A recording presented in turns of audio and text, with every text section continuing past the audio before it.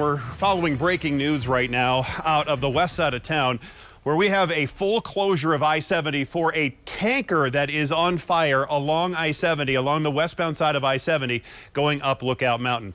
I'm going to show you a whole bunch of different stuff. We'll start with Air Tracker 7, who's just now over the scene, and you can see the firefighters are now putting out, and these are just, they're going to be bouncing around some of these camera shots. So you see the firefighters, they were looking at some of the debris that was spilled. You can see some of the fluid that is still flowing down from I-70. I wish they were zooming out a little bit more, and we could see exactly where that tanker truck is. But what I saw was a car hit the tanker truck, and then it was engulfed in flames, and it was huge flames, and some of that stuff was flowing down this little drainage area here off of I-70.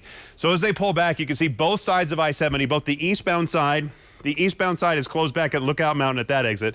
The westbound side heading up the hill is closed at the Morrison exit. That's where they're trying to force traffic, and this is Highway 40 that they would have had open for a little while, but now they've closed it because the tanker right here, as you can see, gasoline tanker it looks like, and there's a vehicle right behind it. So I have no information about how many people might have been hurt in this crash, and it obviously doesn't look very good.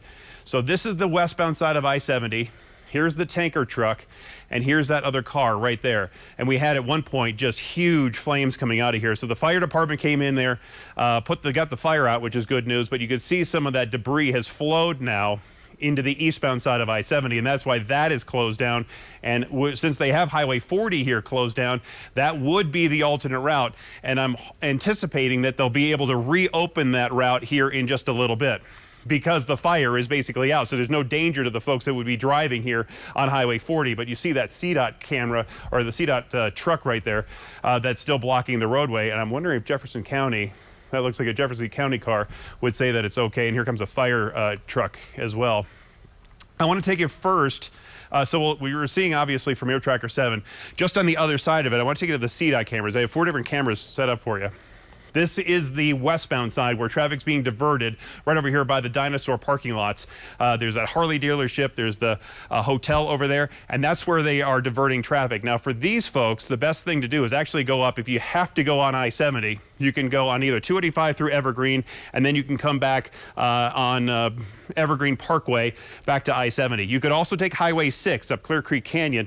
This is the camera that's right there in that Lookout Mountain area, hard to see anything. And this is the eastbound side of I-70 that's closed down. And these folks are just stuck. Really nowhere to go from Lookout Mountain, unfortunately, because you'd be going into the neighborhood that's over there. And really, Highway 40, that's what these folks are doing, trying to get down there. But that stopped as we saw all that traffic that was stopped there from Air Tracker 7. So let me show you quickly on the map first. So this is the area. This is I-70. Westbound's closed here at Morrison for the fire that's right about here. And then at Lookout Mountain, that's where the eastbound side is closed. And then Highway 40, which is right next to I-70, is the one that is temporarily closed right now. So Evergreen Parkway to I-70, coming from Highway 285 gets you around it. Highway 6 up Clear Creek Canyon west of Golden. That's probably the best alternate for us right now, both on the east and westbound side.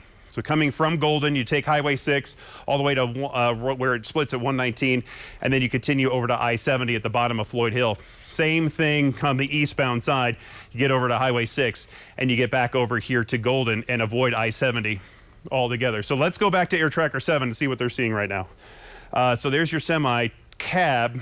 Again, I have no information about the driver of the semi, how that person is doing right now. But you can see that it was a tanker that was holding, obviously, some type of flammable liquid, whether it was diesel fuel. Usually gasoline are in tankers like this, and they run these to the western slope because they make the gasoline over there in Commerce City at the refinery there, and then ship it via truck out to the western slope, and at least to western Colorado. And so this is the tanker right here, and we can see that there was a car that ran into the back of it. So that is devastating. I have no idea if there was somebody that was in that car that was able to get out, wasn't able to get out. That's all preliminary information that I don't have just yet. But obviously we have an investigation where that driver hit the back of the tanker truck and it just burst into flames. I mean, it's horrible to see. But we have some damage to I-70, so they're going to have to check the integrity of the roadway surface. Typically in these kind of fire situations, the fire burns very, very hot, and it can damage road surfaces like this, the asphalt surfaces. So there's one part of the investigation that's going to be making sure that all the people were okay. And this investigation is going to take some time. And then there's going to be another part of this cleanup that is going to take some time because we have a hazardous material spill. We have the burning of the gasoline or the fuel that was in this truck. We're going to have to get rid of that, haul this one out of here. And then they're going to have to check the integrity of the roadway surface of I-70 on that westbound side. My guess is, and then of course all the stuff that went down the slope here and is right next to the eastbound lanes of I-70. So this is going to be a lengthy process. My best guess is here fairly soon. Oh yeah, now see, they're already just started. These are some of the first cars that are now able to go on Highway 40 or the frontage road again.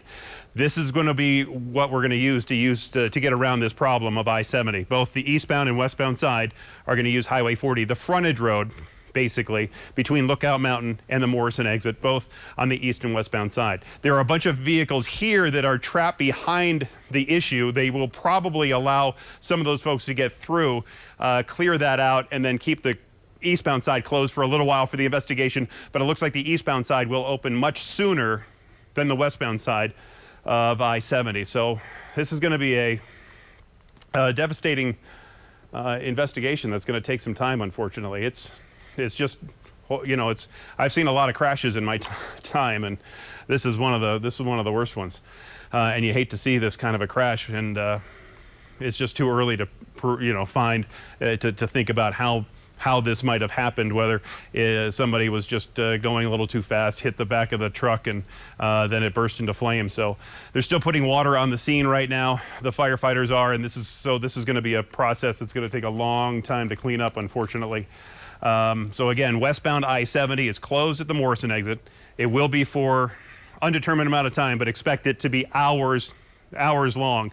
The eastbound side of I-70 will probably open before that, and then Highway 40 here is going to be your alternate route to get around it, as traffic is now moving both on the westbound and eastbound side. So, of course, we're here at Denver 7 going to keep you updated on this situation. We'll have more details coming up in about 45 minutes on our Denver 7 News at 11 o'clock, and of course we'll keep you updated all afternoon long online on our streaming services, all here at Denver 7 Plus, denver7.com, all of it. You just find all the information right there.